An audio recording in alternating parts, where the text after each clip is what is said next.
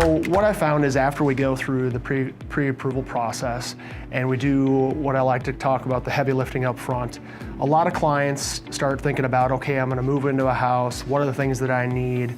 And so it's really easy to go out and go shopping for furniture or go shopping for appliances. And the reality is, looking at those items is okay. Taking out additional credit or even applying for credit can adversely affect the pre-approval process. So it's really important for clients to understand that we're going to go through and do all the mortgage financing.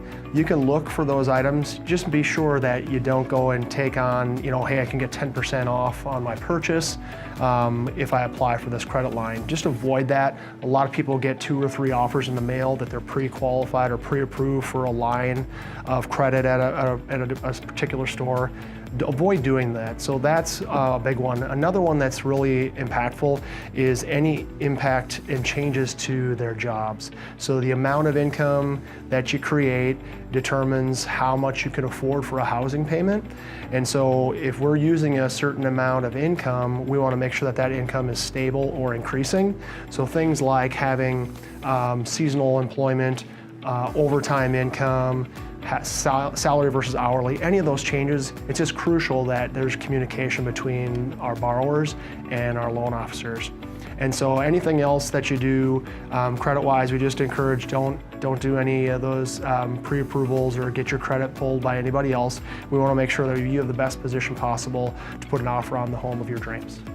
And so cash deposits, sometimes people work, a lot of people now, in second jobs.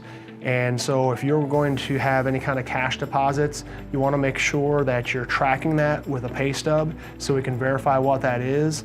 If you sell something while you're in the process of packing in your items or moving, you want to make sure that you keep a bill of sale for those items. And that way, any of those large deposits that show up into your bank account, we want to be able to have those verified by documentation to support them.